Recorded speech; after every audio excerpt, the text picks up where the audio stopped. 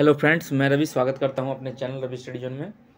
तो दोस्तों, ये मेरा नेक्स्ट वीडियो है। जो मैंने कल बताया था कि मैं प्रैक्टिस सेट जो मेरा होगा 17, उसमें मैं आपको स्टील के बारे में कुछ बताऊंगा। ठीक है, तो ये मेरा वीडियो नंबर 17 है। ठीक है, इसमें क्वेश्चन तो नहीं होगा, लेकिन स्टील के बारे में कुछ पहलुएँ हैं, जो कुछ पिक्चर हैं जो जिसके बारे में मैं आपको बताना चाहता हूँ और कुछ एक्सप्लेन करना चाहता हूँ। ठीक है, तो चलिए डिटेल में, तो देखिए डिटेल में तो स्टिल नहीं पढ़ेंगे, लेकिन जितना हो सके 1 से 2 वीडियो में आपको जितना हो सके बता दूं। ठीक है, और उसके बाद 1-2 वीडियो में क्वेश्चन करेंगे।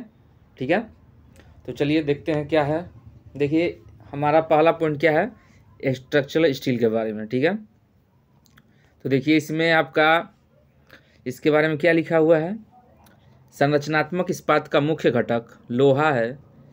इसे अन्य पदार्थों के साथ मिश्रित करके इसके यांत्रिक गुणधर्मों जैसे तनन सामर्थ्य यानी कि टेंसाइल स्ट्रेंथ, तन्यता यानी कि डक्टिलिटी आदि में सुधार किया जाता है। ठीक है, तो क्या बोल रहा है ये कि जो आपका संरचनात्मक इस्पात होता है, जो स्ट्रक्चरल जो स्टील होता है, जिस स्टील से हम कोई स्ट्रक्चरल डिजाइन करते हैं इंजीनियरिंग सेगमेंट का, ठीक है, तो इसका जो मुख्य घटक होता है वो क्या होता है, आयरन होता है। ठीक है, ठीक है, इसे अन्य पदार्थों के साथ मिश्रित करके, जो आपका आयरन होता है उसको अन्य जो पदार्थ हैं उसके साथ मिश्रित करके इसके यांत्रिक गुणधर्मों को, जैसे जो आपका मैकेनिकल जो कैरेक्टरिस्टिक होगा, प्रॉपर्टी होगा, उसको आपका क्या करता है, उसमें इसके यांत्रिक गुणधर्म जैसे तनन क्षमता, जो आपका टेंसाइल स्ट्रेंथ होता है, या फिर तन्यता जो कि डक्टिलिटी कहलाती है, उसमें क्या किया जाता है, सुधार किया जाता है। ठीक है,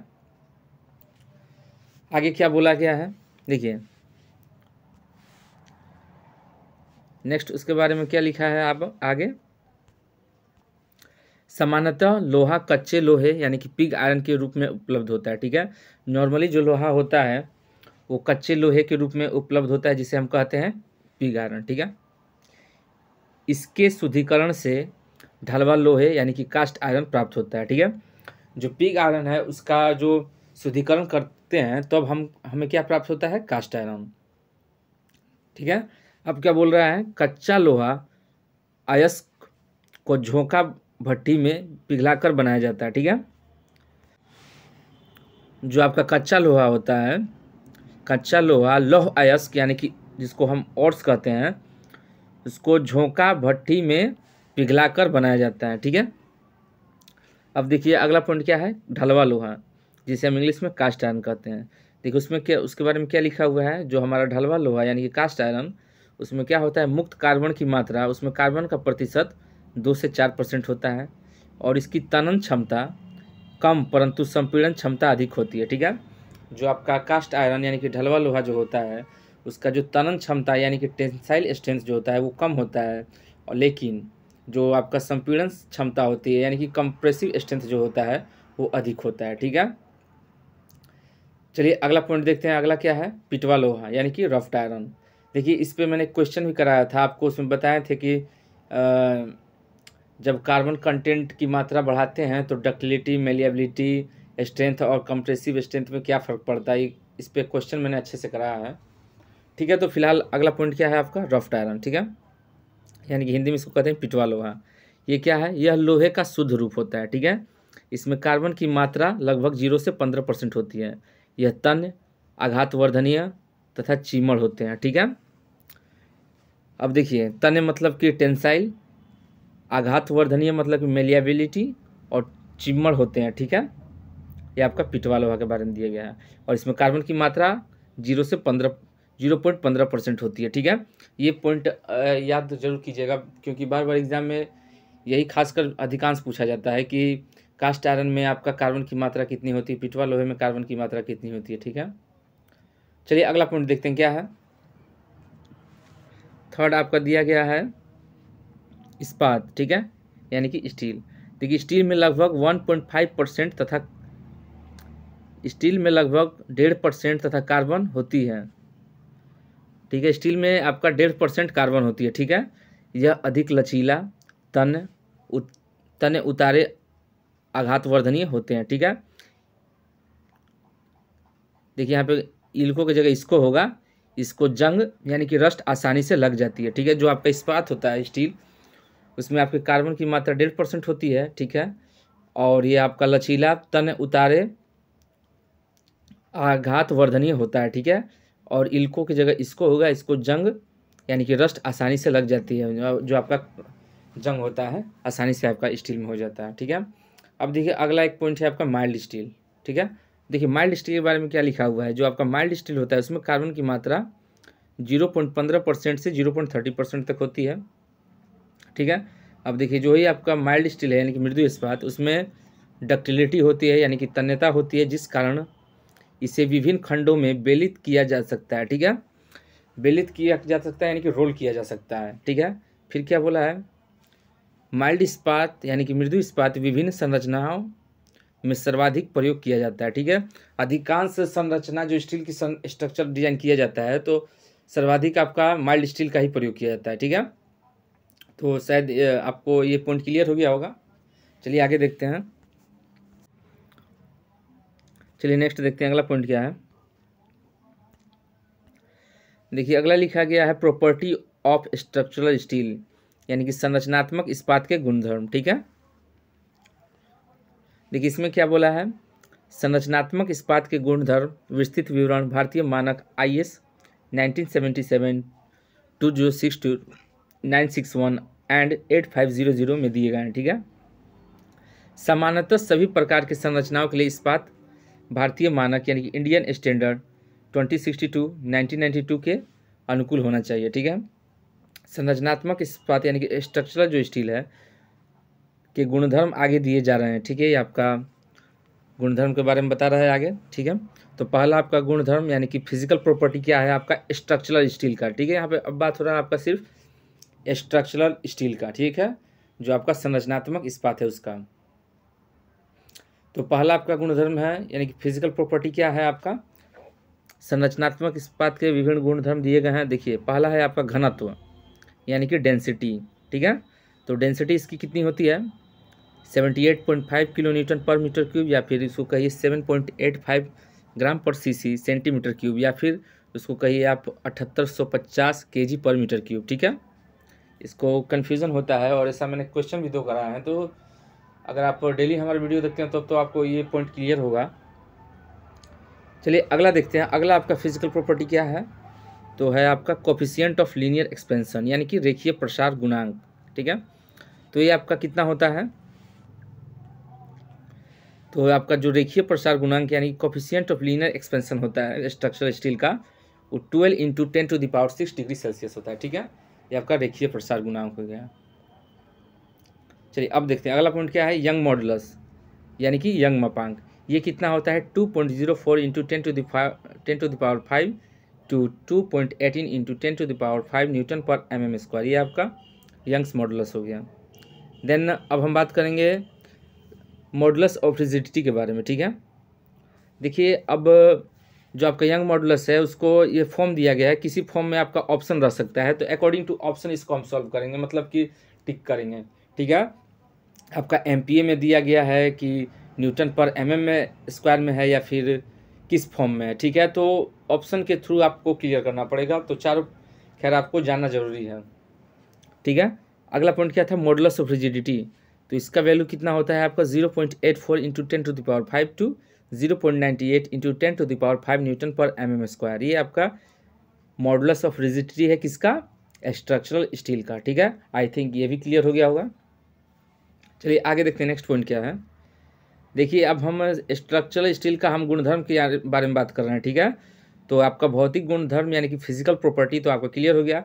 देन हम बात करेंगे केमिकल कंपोजिशन यानी कि रासायनिक संगठन के बारे में। देखिए ये है आपका रासायनिक संगठन। ठीक है, केमिकल कंपोजिशन भारतीय मानक इंडियन स्टैंडर्ड 2062 1992 के अनुसार इस्पातों का रासायनिक संगठन निम्नवत होता है। ठीक है, ये आपका टेबल है। अब केमिकल कंपोजिशन बोला तो जाहिर सी बात है केमिकल होगा। ठीक है, तो ये आपका देखिए ये ग्रेड दिया गया है, इस टेबल को याद कर जाइएगा, ये ग्रेड दिया गया है, ये इस्पात का ग्रेड दिया गया है। ये आपका केमिकल है, C से MC से क्या होता है कार्बन यहाँ दिया गया है। ठीक है, नीचे में M से आपका मैग्नीज, S से आपका सल्फर, और P से आपका क्या फॉस्फोरस है और S से सिलिकॉन है। ठीक है, देखिए तो सबका वैल्यू दिया गया है आपका, इस टेबल को आप याद कर जाइएगा। ठीक है, चलिए अब आगे देखते हैं। अगला अगला पॉइंट अब आपका क्या है, वही है, सेम चीज़ है, उसको इस फॉर्म में लिख दिया गया है। कार्बन की मात्रा आपकी 0.02 होती है, मैग्नीज 0.05 होती है, सल्फर 0.005 होता है, फास्फोरस 0.005 होता है, सिलिकॉन 0.03 होता है और कॉपर 0.03 होता है। ठीक है, क्या है उपरोक्त संगठन यानी कि प्रतिशत कंपोजिशन है आपका, केमिकल प्रॉपर्टी है आपका कुल मिला के स्ट्रक्चरल स्टील का। ठीक है, फिजिकल प्रॉपर्टी भी क्लियर हो गया, केमिकल प्रॉपर्टी भी क्लियर हो गया। देन अब अगला टॉपिक क्या है, मैकेनिकल। देखिए फिजिकल केमिकल हो गया, अब मैकेनिकल प्रॉपर्टी ऑफ स्टील देख लेते हैं, स्ट्रक्चरल स्टील का। देखिए इस टेबल से भी क्वेश्चन आता है, अगर आप लोग पढ़े होंगे, रिवीजन करते होंगे, देखिए इसमें से कितना क्वेश्चन बन जाता है इस टेबल से भी। तो देखिए इसमें भी आपका मैकेनिकल प्रॉपर्टी दिया गया है। तो देखिए ये आपका ग्रेड है ABC। ठीक है, ये वैल्यू दिया गया है, यील्ड स्ट्रेस दिया गया है, यही अक्सर पूछा जाता है तो लोग कन्फ्यूजन होते हैं। देखिए 250 का, 240 का, 230 का दिया गया है। ठीक है, ये पराभव प्रतिबल है आपका, तनन सामर्थ्य हो गया। ठीक है, टेंसाइल स्ट्रेंथ आपका दिया गया है, ये आपका ग्रेड दिया गया है FE 410 410 410। ठीक है, तो कुल मिला के इस टेबल को भी याद कर जाइएगा या फिर स्क्रीनशॉट कर लीजिएगा, याद करते रहिएगा। देखिए इलोंगेशन दिया गया है आपका 23 23 23 होगा, और बंकन परीक्षण यहाँ पे दिया गया है आपका, आंतरिक व्यास न्यूनतम। ठीक है, तो उसमें 3T 2T 25 mm या कम मोटाई के लिए और 3T 25 mm अधिक मोटाई उत्पाद के लिए। ठीक है, तो तीनों प्रॉपर्टी क्लियर हो गया होगा, फिजिकल केमिकल। देखिए बेसिक से पढ़ा रहे हैं। ठीक है, और डिटेल में, हाँ ये बात तो है, डिटेल में नहीं पढ़ा रहा हूँ, लेकिन अब डिटेल में पढ़ा भी नहीं सकते, टाइम बहुत कम है। सो जितना सोच रहे हैं कि जितना आपको दे सके कम समय में। ठीक है, तो फिजिकल केमिकल और ये कौन सा मैकेनिकल, तीनों प्रॉपर्टी आप टेबल वाइज क्लियर कीजिए। ज़्यादा कुछ समझना से ज़्यादा है कि कुछ अभी रट लीजिए कीजिए। ठीक है, तो तीनों टेबल आपका क्लियर हो गया, फिजिकल केमिकल और मैकेनिकल। ठीक है, तो कुछ क्लियर हुआ। अब आगे देखिए आगे क्या होता है। आगे देखिए परमिसिबल स्ट्रेस की बात कर रहा, तो परमिसिबल का जहाँ नाम आता है आपको क्या लगता है कि छूट। परमिसिबल आप हर जगह देखेंगे, सर्वे पढ़िए, स्टील पढ़िए, सॉइल पढ़िए। ठीक है, हर जगह आपको परमिसिबल अनुज्ञेय मतलब कि इतना आप छूट दे सकते हैं जिस टॉपिक पे बात कर रहे हैं। स्ट्रेस परमिसिबल स्ट्रेस हो या आपका होता है कोई भी टॉपिक हो, परमिसिबल आपका ऐसा वर्ड है मतलब कि इसका मतलब होता है कि नेग्लिजिबल। ठीक है, मतलब कि उसको हम इग्नोर कर दिया जाए उस तरह से। ठीक है, तो देखिए इसमें क्या बोला है, भारतीय मानक इंडियन स्टैंडर्ड 800 1984 द्वारा विभिन्न अनुज्ञेय प्रतिबलों के मान इस्पातों के लिए समृद्ध पराभव प्रतिबल यानी कि यील्ड स्ट्रेस, ठीक है, के अनुपात में निर्धारित किए गए हैं। ठीक है, पराभव प्रतिबल FY से प्रदर्शित किया जाता है। ठीक है, ये आपका दिया गया है FI 250 240 230 न्यूटन पर mm² के विभिन्न प्रतिबलों के मान तालिका 2.5 में दिए गए हैं। ठीक है, तो पीछे जो टेबल दिखाए थे उसमें आपका जो ग्रेड के बारे में दिया गया था। ठीक है, चलिए आगे देखते हैं। सॉरी, इस टेबल में दिया गया था। ठीक है, तो आप समझ लीजिएगा, जो टेबल अगर आपको PDF सेंड कर दूंगा तो आप अच्छे से इस टेबल के बारे में देख सकते हैं। ऐसे आपको भले ही कन्फ्यूजन हो रहा होगा, लेकिन जब PDF सेंड करूँगा तो सभी क्रम से है। ठीक है, अब देखिए आगे क्या है, इस्पात में परमिसिबल स्ट्रेस है जो आपका अनुज्ञेय प्रतिबल है, उसका टेबल देखिए। इसी से ये टेबल बहुत ही इंपॉर्टेंट है।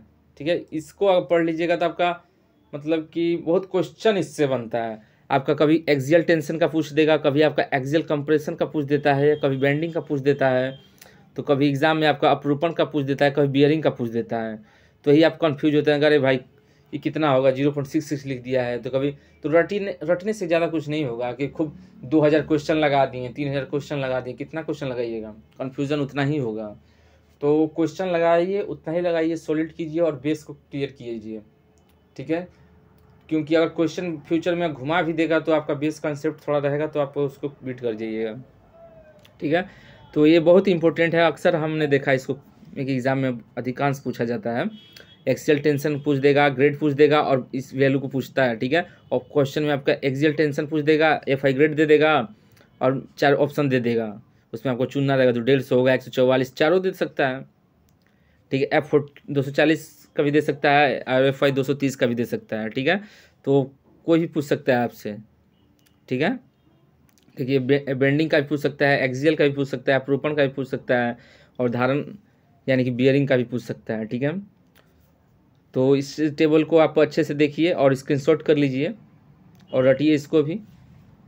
देखिए आगे मैं कुछ फिगर लाया हूँ जिसमें बट जॉइंट, मैंने कल बताया था कि फिगर लेकर आऊँगा कि देखिए हम वो तो ठीक है हम पढ़ाना चाहते हैं, लेकिन हमें भी तो जानना ज़रूरी है कि भाई आपको उसके बारे में कुछ पता भी है कि नहीं। इसलिए मैं जिसमें फिगर रहता है मैं फिगर लेकर आ जाता हूँ, ठीक है। तो आगे आपको फिगर बहुत सारा मिलेगा, तो उससे आप क्लियर कीजिए उसको। चलिए अगला पॉइंट देखिए। अगला क्या है आपका, संरचनात्मक इस्पातीय खंड यानी कि स्ट्रक्चरल स्टील सेक्शन, ठीक है। अब इसमें देखिए, इसमें कुल मिला के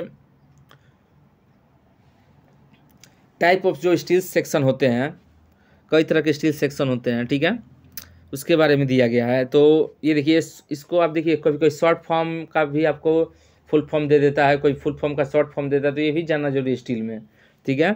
तो इसमें मान लीजिए आपसे पूछ देगा RSBS का फुल फॉर्म क्या होगा, तो आप पढ़े रहिएगा तो बता दीजिएगा कि रोल्ड स्टील बीम सेक्शन होगा, तो इसका फुल फॉर्म भी याद कर लीजिएगा, ठीक है। एक अच्छे से एक बार देख लीजिएगा तो हाँ भाई, टी से क्या होता है, टी सेक्शन होता है, एस से क्या तो स्टील होगा, ठीक है। तो फुल फॉर्म भी देखा कीजिए और टाइप भी देखा कीजिए। और लिखा क्या है इसके बारे में, भवन तथा अन्य संरचनाओं के अवयवों पर जिस प्रकार का भार आता हो तद अनुसार उपांग यानी कि मेंबर होता है का अभिकल्पन किया जाता है, ठीक है। अभिकल्पन की सुविधा के लिए मृदु इस्पात यानी कि माइल्ड स्टील के बेलित संरचनात्मक खंड यानी कि रोल्ड स्टील सेक्शन के विभिन्न आकारों में बनाया गया है, ठीक है। खंडों के आकार और चौड़ाई, गहराई और मोटाई के अनुसार ये निम्नवत है, ठीक है। वो सेक्शन है, वो सेक्शन के अनुसार उसका टाइप दिया गया है, ठीक है, ठीक है। तो आप देखिए कौन कौन सेक्शन दिया गया है, rolled steel wing section, rolled steel channel section, अब रोल्ड स्टील टी सेक्शन। देखिए आगे आपको T section, channel section, beam section सब फिगर में दिखाऊंगा, ठीक है। तो चलिए आगे देखते हैं नेक्स्ट क्या है। देखिए ये आ गया आपका बेलित इस्पात धरण खंड यानी कि रोल्ड स्टील बीम। यह आई खंड होता है, खंड की चौड़ाई एवं गहराई के अनुसार इन्हें निम्नवत वर्गीकृत किया जाता है। तो पहला पॉइंट हम पढ़ेंगे किसके बारे में, रोल्ड स्टील बीम, ठीक है, रोल्ड स्टील बीम के बारे में, ठीक है, रोल्ड स्टील बीम। तो इसमें देखिए यही आपका बहुत, ये भी बहुत इंपॉर्टेंट है, यही अक्सर पूछा जाता है। ISJB का फुल फॉर्म, ISLV का फुल फॉर्म, ISMB का, और ISWB, ISHB। तो Indian standard heavy beam, Indian standard wide beam, Indian standard medium beam, Indian standard light beam और इंडियन स्टैंडर्ड जूनियर बीम, ठीक है। तो इस बीम के बारे में देखिए और इसका भी फुल फॉर्म याद कीजिए। देखिए जो बोल रहा हूँ याद कीजिए, उसको याद कर लीजिए, वहाँ से क्वेश्चन आता है तभी बोल रहा हूँ याद कीजिए, और नहीं आएगा तो नहीं, खुद ही नहीं बताऊँगा आपको, ठीक है। देखिए ये आपका हो गया, कौन सा बीम था, ये कौन सा सेक्शन था, रोल्ड स्टील बीम है, ठीक है, ये आपका रोल्ड स्टील बीम है, ठीक है। देख लीजिए ऐसा होता है आपका रोल्ड स्टील बीम, ठीक है। उक्त खंडों की गहराई डेप्थ के साथ नामित किया जाता है, जैसे ISMB 400 अर्थात मानक भारतीय मानक मध्यम, जिसकी धरण गहराई 400 mm है, ठीक है। अब देखिए स्टील टेबल में इन खंडों के बारे में ब्यौरा दिया गया, मतलब कि जो देखिए जो आपका बी दिया है, बी मतलब क्या होता है, फ्लेंज की चौड़ाई, ये आपकी फ्लेंज की चौड़ाई है, बी से डिनोट किया गया है। फिर क्या दिया गया है, बी आपका फ्लेंज की चौड़ाई है, डी क्या है, तो डी आपका धरण की गहराई है, देखिए ये गहराई है, डी से डिनोट किया गया है, गहराई है, ठीक है। और TW क्या है, वेब की मोटाई, TW इसमें देखिए कौन सा, ये आपकी वेब की मोटाई है TW। फ्लेंज की मोटाई TF से डिनोट किया गया है, यहाँ पर फ्लेंज की मोटाई है, ठीक है। फिर आपका W भार प्रति मीटर लंबाई पर W जो लोड लगा है वो है, और ए आपका खंड का क्षेत्रफल है, ठीक है। तो आपका सब इसमें दिया गया है, ठीक है। तो आई थिंक आपको रोल्ड स्टील सेक्शन बीम का पता चल गया, रोल्ड स्टील बीम कैसा होता है, ठीक है। आगे देखते हैं अगला क्या है, कौन सा बीम है।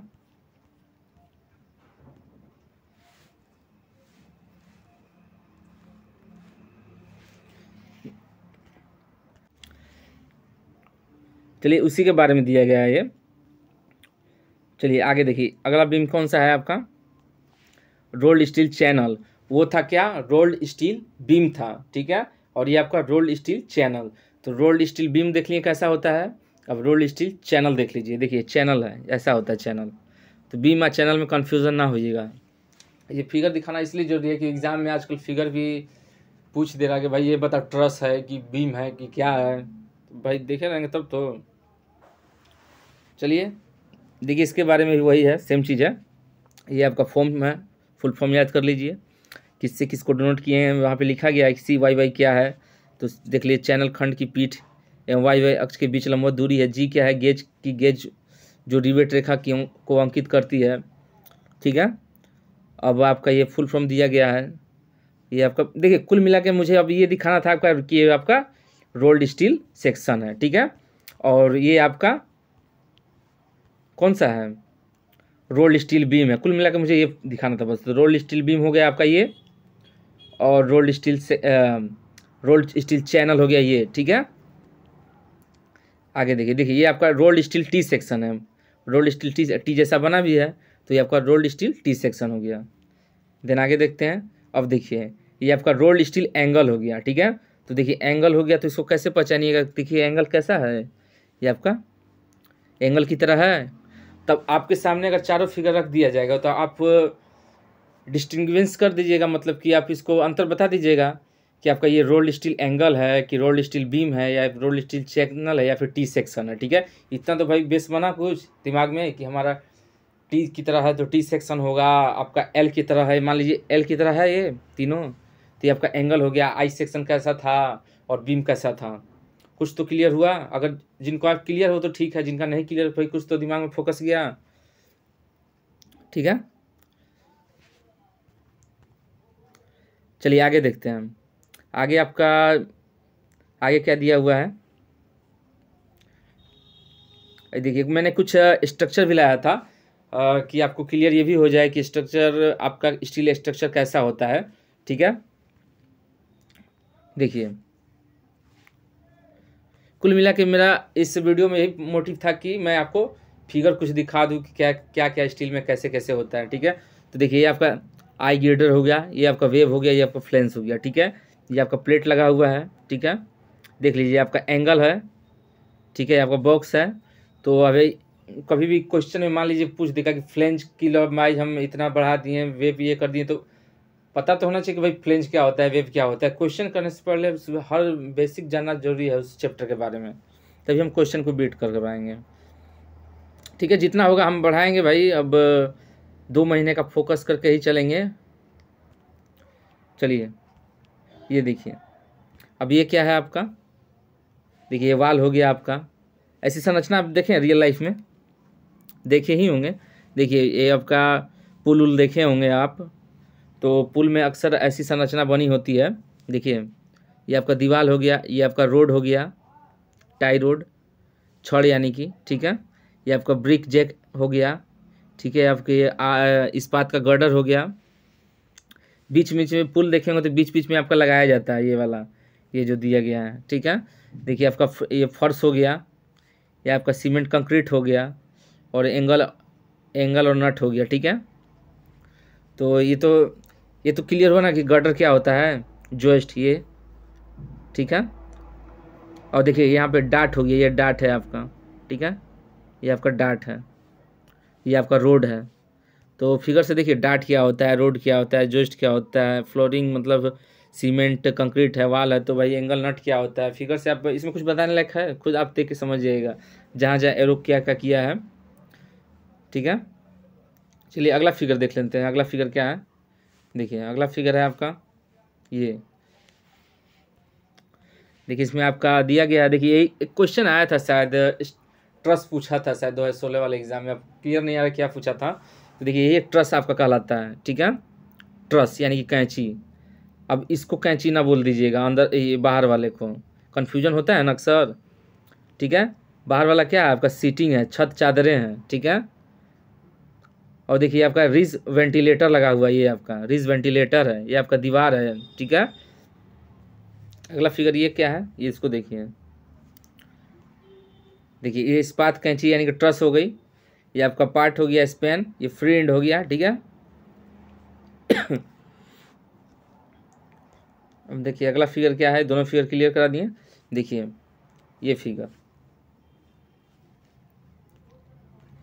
देखिए, ट्रस है आपका, कैंची, ये रोड हो गया, एबटमेंट हो गया, ये आपका नदी है, जल सेतु है, ठीक है।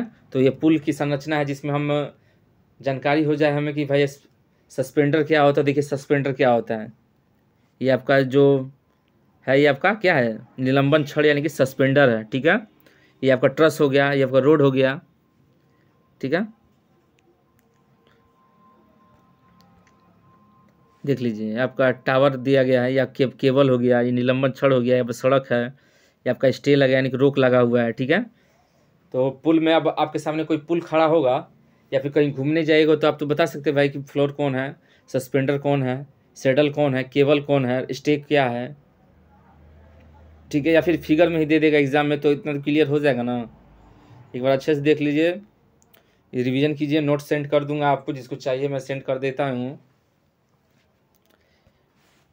आगे देखिए नेक्स्ट पॉइंट क्या है, देखिए रिवेटेड जॉइंट के बारे में बताता हूँ। देखिए इसमें भी क्या क्या लिखा हुआ है उतना मैं नहीं बताने वाला, क्या पढ़ के आप पढ़ लीजिएगा, वीडियो पॉज करके रोक के। कुल मिलाकर मेरा मुद्दा था बस ये कि फिगर आपको फिगर से वाइज क्लियर करना। देखिए ये आपका रिवेट होता है, ठीक है। ऊपर जो हेड है आपको सेंक कहते हैं, सॉरी ऊपर जो है उसको शीर्ष कहते हैं, हेड कहते हैं, और ये आपका हिस्सा सेंक कहलाता है। दोनों मिलकर आपका रिवेट बन गया, ठीक है। ये आपका प्लेट है, प्लेट को रिवेट द्वारा जोड़ा जाता है। अब देखिए मान लीजिए आपको रिवेट,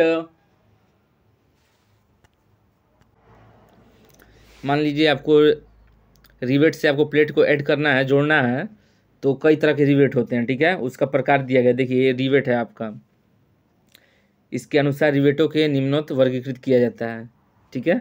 ये टाइप्स ऑफ रिवेट हैं। देखिए ए आपका जो ए दिया गया है,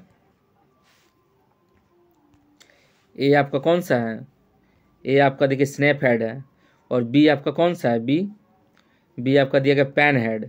सी आपका है पैन हेड विथ टेपर्ड नेक, ठीक है। ये सी दिया गया है आपका कौन सा है, pen head with tapered neck. Fourth क्या है यानी कि डी क्या है, राउंडेड काउंटर सेक हेड, ये आपको कहलाता है राउंडेड काउंटर संक हेड, ठीक है। ई में क्या है, फ्लैट काउंटर संक हेड। देखिए ई है आपका जो फ्लैट काउंटर संक हेड है, और लास्ट में जो एफ है वो आपका फ्लैट हेड है, जो आपका एफ है जो फ्लैट हेड है। तो टाइप ऑफ हेड आपका क्लियर हो गया, ये रिवेट के टाइप हैं, ठीक है। देन अब देखिए कुछ और भी हैं टॉपिक रिवेट के बारे में। देखिए hot drive and cold drive and rivet, और ये इनके बारे में अलग से भी दिखाऊंगा, ठीक है, और डिटेल पढ़ाऊंगा, ठीक है। फिलहाल आगे देखते हैं। देखिए टाइप ऑफ रिवेटेड जॉइंट, ठीक है। अब जो रिवेट है उसका जॉइंट भी कई तरह का होता है, जैसे इसमें आपका दो मुख्य हैं, लैप जॉइंट और बट जॉइंट, यही दो तरह के आपके हैं। तो लैप जॉइंट और बट जॉइंट के बारे में थोड़ा फिगर वाइज समझते हैं क्या होता है लैप जॉइंट और बट जॉइंट, ठीक है। ये टाइप ऑफ रिवेट जॉइंट है। देन अब बात करते हैं, देखिए तो क्या टॉपिक था आपका, टाइप ऑफ रिवेट जॉइंट, ठीक है। तो इसमें देखिए टाइप ऑफ रिवेट जॉइंट में रिवेट से मुझे क्या करना है, जॉइंट करना है, ठीक है। तो देखिए पहला क्या है कि हम सिंगल रिवेट से जॉइंट करते हैं जब, तो मान लीजिए इसमें पहला टाइप है आपका सिंपल रिवेटेड लैप जॉइंट, या ठीक है, या फिर उसको कहिए सिंगल रिवेटेड बट जॉइंट, जो आपका फिगर ये है, ठीक है। ये आपका क्या है, सिंगल रिवेटेड बट जॉइंट, और ये आपका क्या, सिंगल रिवेटेड लैप जॉइंट, ठीक है। ये आपका लैप जॉइंट, ये बट जॉइंट, ठीक है। अब दोनों में अंतर क्या है,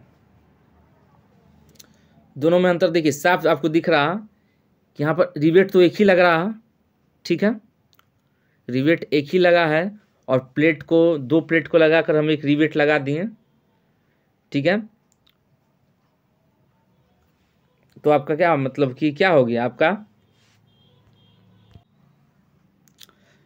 सॉरी रिवेट थोड़ा गड़बड़ हो गया।